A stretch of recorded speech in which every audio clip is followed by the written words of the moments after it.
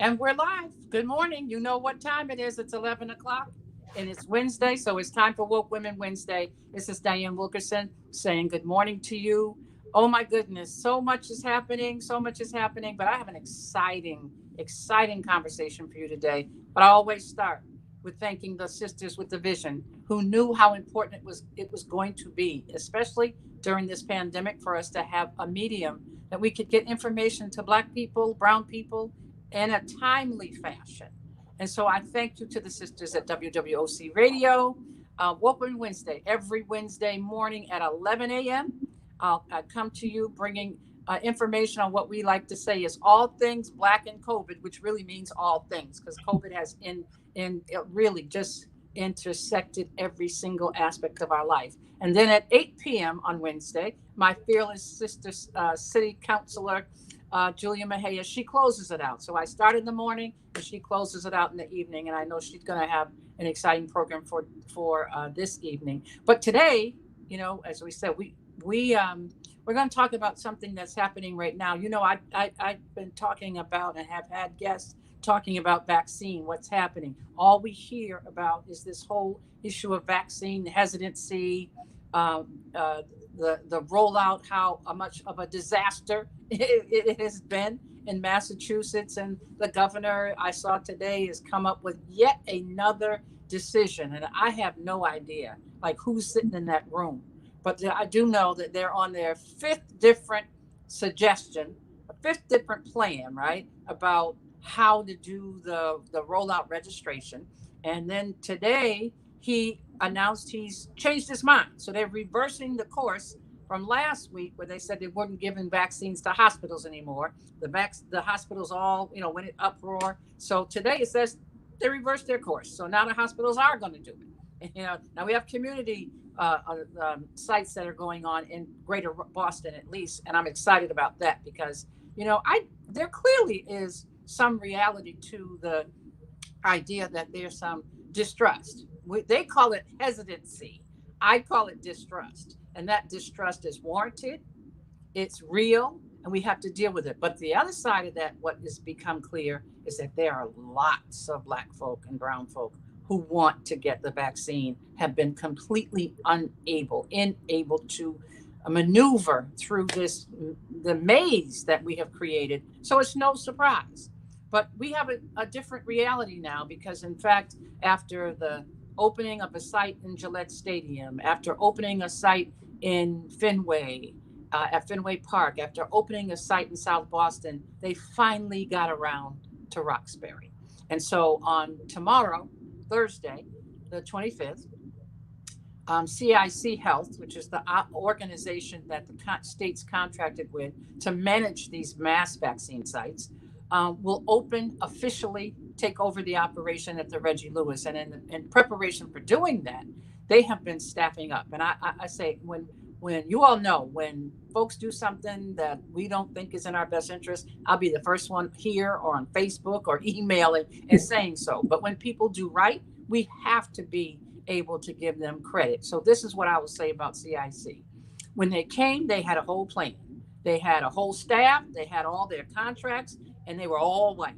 And we said, no, can't do that here. We can't do that here. So let's start over.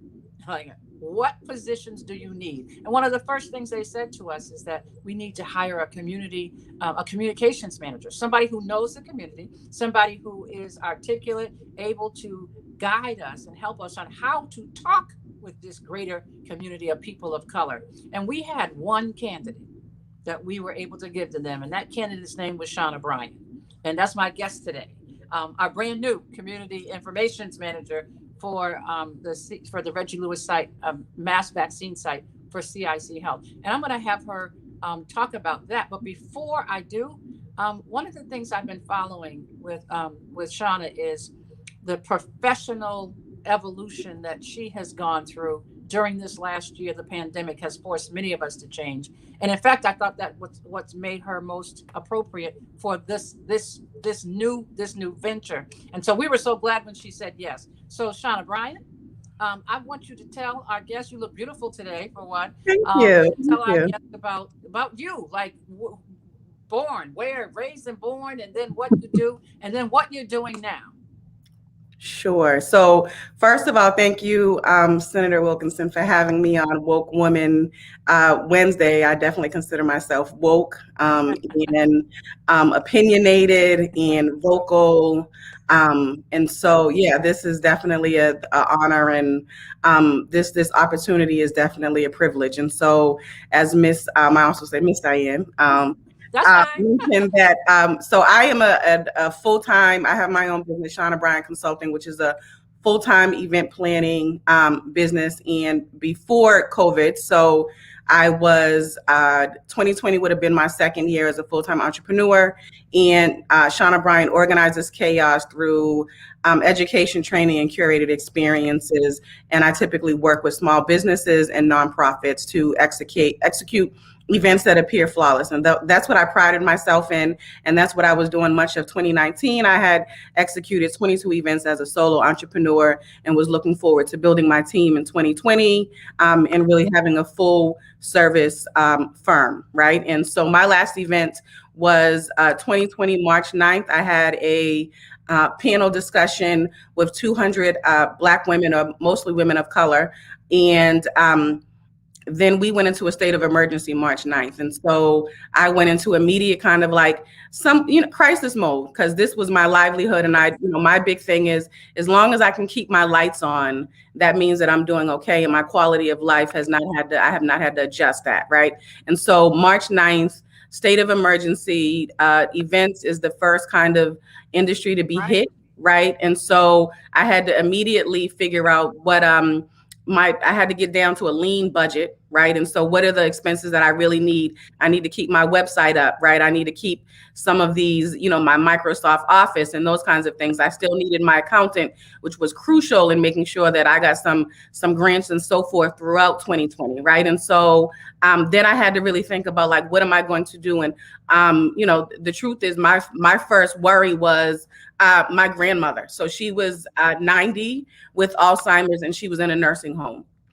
And I absolutely knew that at some point this was going to hit nursing homes, and was this going to keep her safe? Unfortunately, it did not.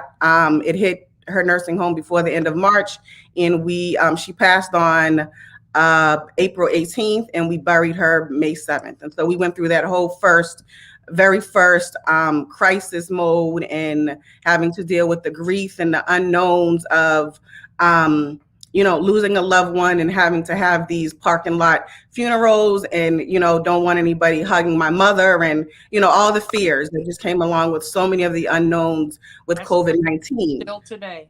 And still to this day, right? And then May 30th, my uncle passed. And so now my mother was dealing with the death of her mother and her brother, both to COVID.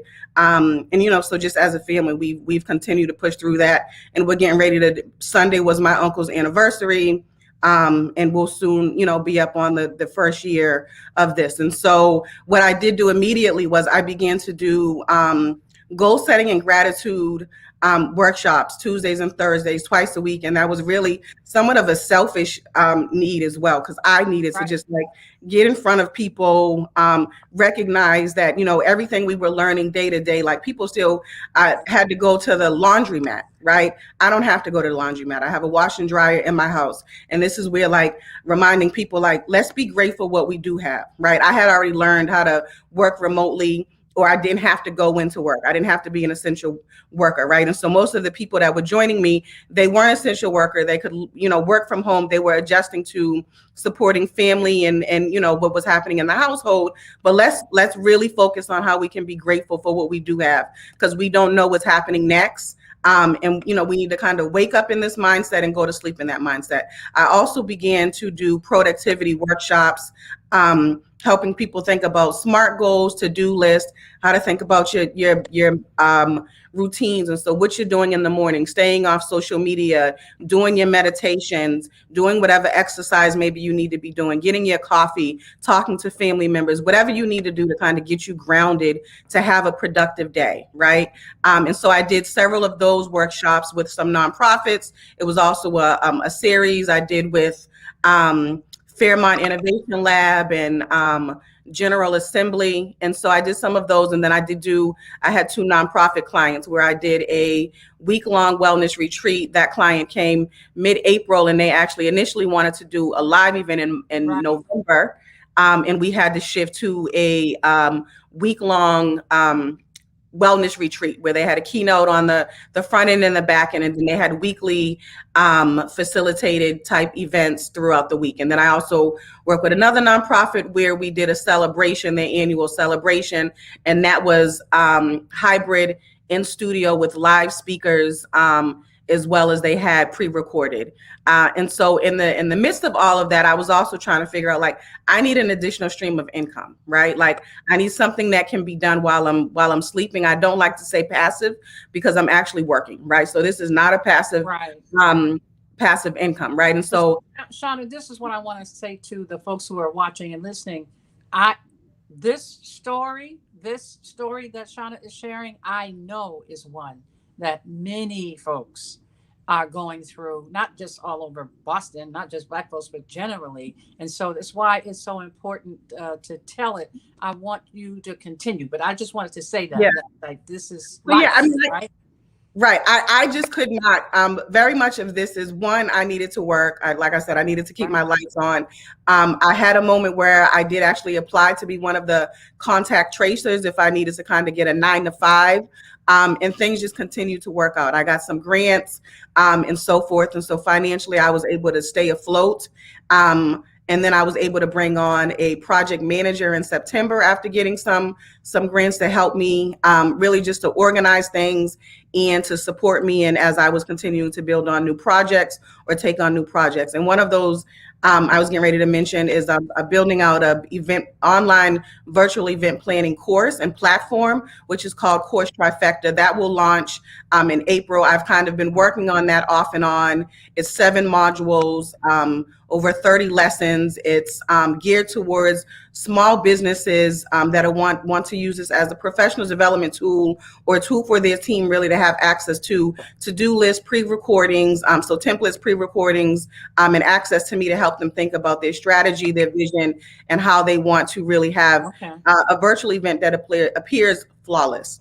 So then comes vaccines, right? Right. And then comes the, I actually, part of my kind of keeping myself abreast with everything was going on is I've been reading different articles and part of different event planning groups, right? And so I actually read an article in December where it mentions, like, imagine if state and municipalities were actually reaching out to event planners to help with some of this logistical, the logistical needs or needs or everything else that is involved with an event, which includes marketing and communications and so forth. And so I actually prayed on this and was like, all right, I don't know how it'll happen, but maybe, I'll get lucky. God answers prayers. Right.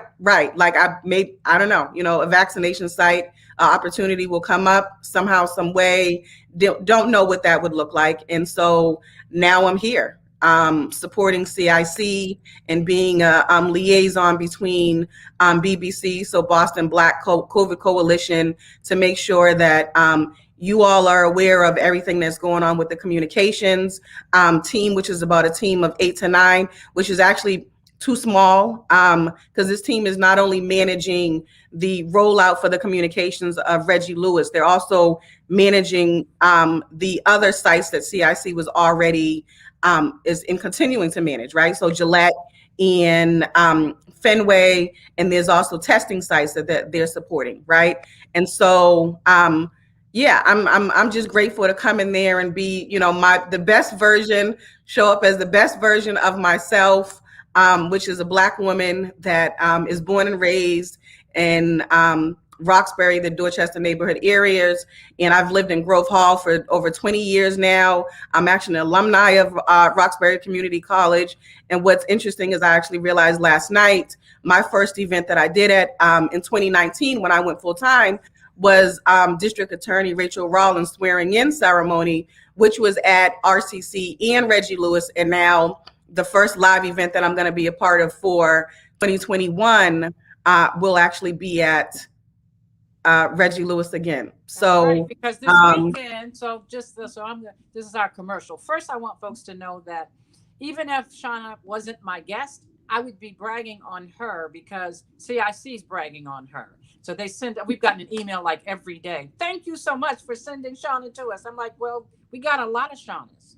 That was the whole point. We said to them right up front that if you're going to come here, you got to really come here. People need to walk in the building at RCC and they need to see themselves. They need to see people that look like them. So when Shauna mentioned BBCC, it's the Boston Black COVID-19 Coalition. We're just a whole group of I would say everything from residents to Black business owners to Black clergy to elected officials, doctors, nonprofit association, the Black network, director of Black networks. What is it? Black Directors Network. mhm, Um, uh, People like Cheryl Crawford, Clive Crawford, and that's so interesting. I mentioned her because I was saying to people, you got to understand what we're doing is like a get out the vote mobilization. We got to have people on the ground. We're going to have people that are going to be knocking on doors, leaving door hangers to folks, going to the places, the few places that we still gather, whether it's the grocery store, the WIC office, the barbershop, the beauty salon. And so making sure that people have information. To us, this is about information. It's not about me or you doing commercials saying, oh, you have to go get a vaccine. It's about me and you saying, if you have questions and if you want access to vaccine, I can tell you how to get there. And right. so we like to think that we went to our best, and we have that. And so on, we had been planning actually this with the city of Boston before CIC was even hired to take over when the city opened the Reggie Lewis track. Because a lot of people don't know that that was really done so that we wouldn't have to wait until the end of February to have vaccine access in our community. So the city of Boston, Mayor Walsh's administration, I would say Chief Martinez in particular, was completely at the center and instrumental in creating this vaccine access at the Reggie Lewis from February 1st. Actually, they opened on the 2nd because the first we had the snowstorm to tomorrow. And so we talked with the city about doing something for Black History Month. And we chose the last 2 days, which is the 27th and the 28th, because we knew that by then the whole category of who was eligible would probably be expanded. And of course, that's exactly what happened. And so on the several days ago, when the 65 and older, came, that one decision increased the pool of people who were eligible in the state by 1 million Mhm, people. And so a lot of that activity. So what we did is we got them to agree that they were going to cordon off, and we split. So the public, there's a percentage of the vaccinations that are going to be for the public. And then there's a percentage that is for the community of mhm. greater Black Boston and greater Brown Boston. And that's 800 shots a day, vaccinations a day. So that's a lot. So on Saturday and Sunday, I'm really encouraging those of you who are listening, you could hear to attend, register for the Black History Month mass vaccine event. And I want to be clear, I'm saying event, not celebration, because COVID-19 And ain't we're nothing to celebrate, celebrating. bottom Right. line, right? So we say event. And it's really to make sure that folks can see. Now, when they get in that building, what they're going to see, Shawn, they're going to see a whole lot of folk that look like them. And that's the difference, because we got the CIC hired each of the sites that they're operating. They have a medical site director. They hired a Black woman who is a physician, lives in Roxbury, named Dr. Alana Stenson, who also happens to be the president of the New England chapter of the National Medical Association, which is the Black Physicians Trade Association, Professional Association. Um, I want you to talk about what you're doing and what's happened in terms of the all of the contracting, and then we're going to end talking about the employment opportunities, because that's another thing. We have not really been having any conversations that I can recall in our community about COVID and economic opportunities. It's been COVID and the loss and lack of economic opportunities. So Right. this is really exciting. But I do want you to talk about, because I know that this is one of the things that you have been involved with from day one, foot on the ground, is They said that they were willing to, to talk to hire Black businesses. And then we said, okay, we got some. So you just speak on that, Shauna.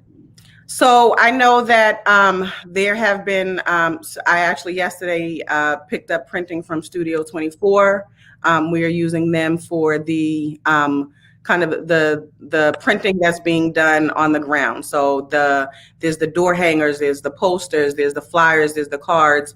All of those are coming through Studio 24. I know that they are using some cleaning, and you can speak to that, but the cleaning. The cleaning contractor got to have COVID-19 contractor. And then we reached out to some, so the language has to be translated into 8 languages, which is why the process is taking a little bit longer for them than, when with Gillette, where, everything is being translated through English. And what we've realized is during those translations, things get lost, right? And so there's the literal translation, and then there's the actual what you're saying. And we know that words, and even languages like Spanish, words have multiple meanings depending on how you're using them, right? And so we've had to have 3 and 4 people kind of triple check to make sure this is saying what it's supposed to be saying, and not literally just verbatim, right? So we've been using translators that are getting paid to help with translation. And so the if I can do this right, so we've got Portuguese, we've got Haitian Creole, we've got Vietnamese, we've got Chinese, we've got Swahili, we've got Somali, and we've got Spanish and Arabic. Thank you. And Arabic. So those are the languages that they really are being deliberate about, making sure that from the welcome sign, and this is something I've said to them. I know you mentioned, like financial opportunities to contractors, but I just want to mention that something that I feel like is a big part of my role is reminding them that from the time we enter with the welcome sign to the time we leave, right? The welcome sign can't be the only thing that is translated in 9 languages or 8 languages, right? It needs to be the stickers on the floor. It needs to be the signage stand here. It needs to be when they exit, right? It needs to be, those you got vaccinated buttons or pins or whatever, right? Like you really need to be deliberate about making sure that we are being inclusive for everyone, right? So I know they're going to have translators meeting folks at the door. Some will be, in person, Haitian Creole, and I believe Portuguese and Spanish, some of those more common ones. And then there will be a phone service where folks will be able to get on the phone and have a translator move throughout that process from check-in to vaccination to observation to when they're leaving, right? And so really being deliberate about not just the language on the collateral throughout the site, but on the website, right? All of that. So the FAQs, all of that, making sure that the website is going to be able to translate it into 8 languages, and the platform they're using is going to allow them to literally, you go and you can translate the whole page or website for all of those 8 languages, right? And so this is something where these are the conversations that I'm constantly having, and I'm having to advise on, in addition to helping them think about when it comes to social media, what are some of these millennial or 30 and 40 associations or organizations that are going to help you push out this information, right? So I know BBC, they have a list of organizations within BBC and organizations that maybe RCC would send a press release out, which are very different than some of these younger organizations where you're going to have access to the people like me. I registered my mother for her shot, right? So we want to make sure that the 20, 30, and 40-year-olds are having the information so that they can make sure they're able to support and sign up their family members as needed, as necessary. So this is something where my I'll say 20 years of experience at this point doing community type work and advocacy, organizing and planning my own events. I feel like I have a good network of, if I don't know who it is, I can, access and ask others to make sure we are being inclusive to be able to disseminate all of this information for, again, as Senator Wilkerson said, for those to inform people. We're not, we want to inform you. there's some educating you can do on your own. And again, we recognize as people that, mistrust and you have no desire to get the vaccination. That's okay, right? Like, that's not who this information is for. It's Right. for those that actually do. And there are a lot of people that do want to get the vaccination. And something I just want to bring up, I've talked about it with the team. Um, there are the numbers game. People really need to understand the numbers, and the reality is the numbers will continue to increase, but there's somewhere around 70,000 vaccinations throughout the state, throughout the many vaccination sites that can be given out. There just became a million new people that can get this site. So people, unfortunately, I know you may not want to hear this, but you do need to be patient and recognize that every Thursday when those slots go out, they are usually locked up within 2 hours. Within 2 hours. So 70, 100 unit, there may be 100,000+ or even 1 million people that are on this website, which is why it crashed last week, right? I think that they're looking to do a better job, because that's only going to continue to increase the amount of vaccines they're going to be giving every week, right? And so that site has access to 70,000, and it will grow shots a day. There are 1 million people that may be trying to get those shots a day. So if we do the math and think about 70,000, a day or a week, right? How many weeks is it going to take to vaccinate 1 million people? So people really do have to be patient. And I know you may not want to hear this, but this is just the reality of the numbers game and the logistics that maybe the average person is not thinking about. Yeah. So that's why, by the way, people, I always have you get your pen out before on every 30 minutes. So I hope you got your pen ready, because I'm going to give you some information I need you to write down. But I would say, Shawn, you're absolutely right. That's why one of the things that we did right up front with CIC is explain to them, if you want to be successful, which is getting, you're here in Roxbury because they recognize that there is a lack of access for people of color. Why? You hit it on the nose. You see, we don't access our information in the same places that Right. white communities or other communities do. So when they open those, the scheduling appointment websites on Thursday mornings, they do them once a week. Those appointments are gone within an hour, because there are folks who have family members and somebody, that's where they live. They're online. You can't tell my 85-year-old mama to register online. Can't tell your mom to register online. So that in and of itself creates some cultural disparities that we had to address. So how did we do that? We set up another process. So they get 50%. Next week it'll be 40%. We get 60% of them. And we have a number. We work it set up with CIC. So if people go on blackbostoncoalition.org, you'll get the information on how you can call in that number, and we can register you through that process. Yesterday, we had I would call it a virtual pop-up phone bank that Cheryl Clyburn Crawford created. So she had people calling all over our community, to calling you, and in addition to you trying to call through that number. So the blackbostoncoalition.org, go on that website, you'll see.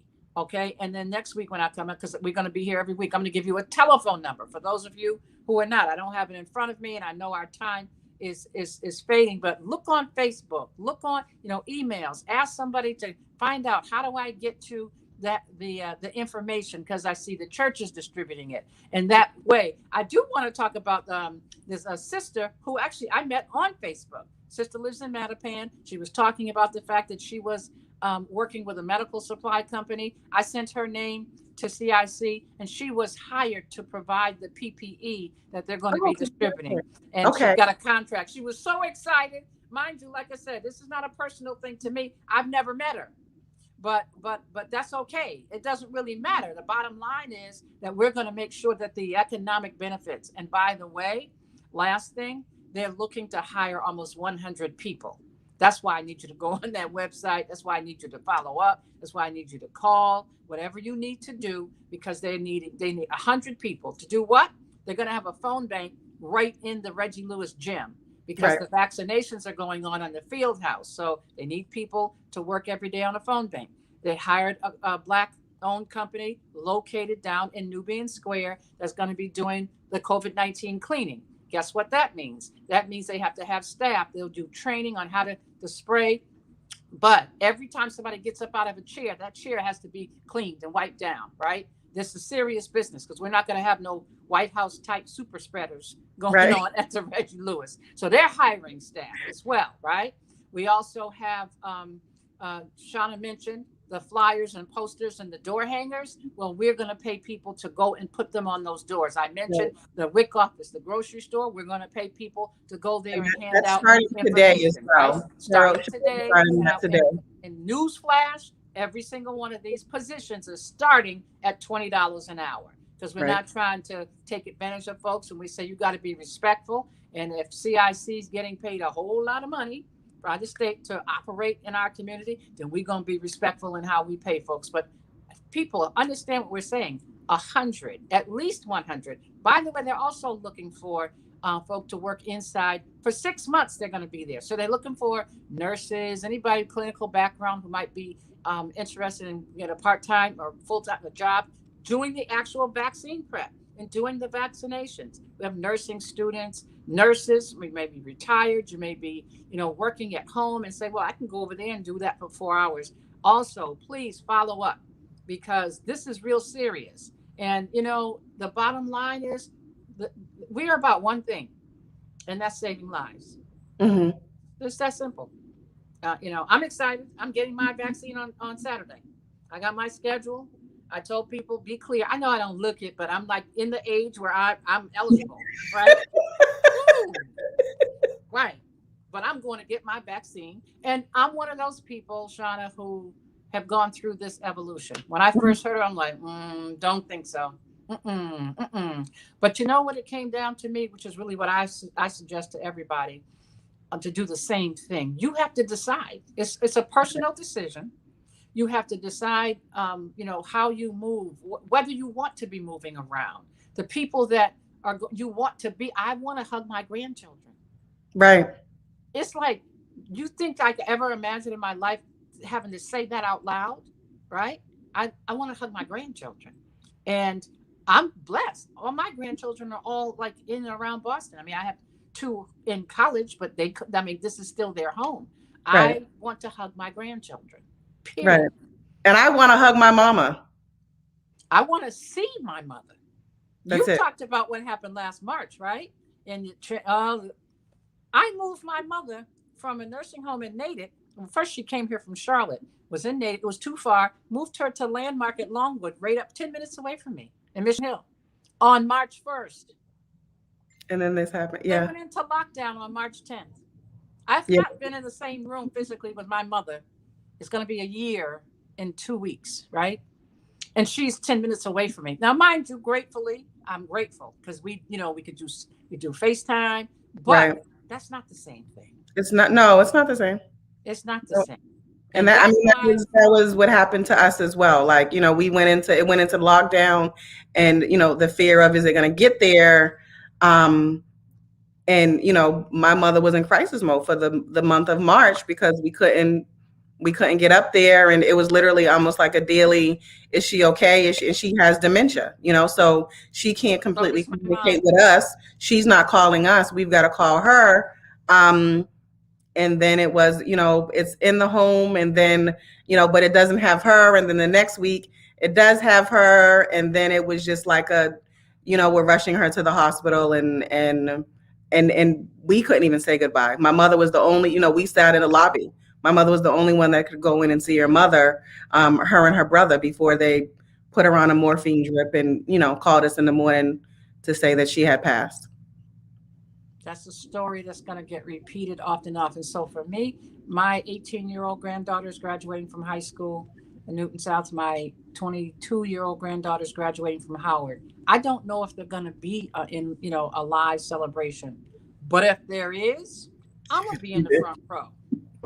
It's so simple for me. So whatever you got to do, if you want to give it to me in both arms at the same time, I'm like, I'm not going to miss that. Right. I'm not.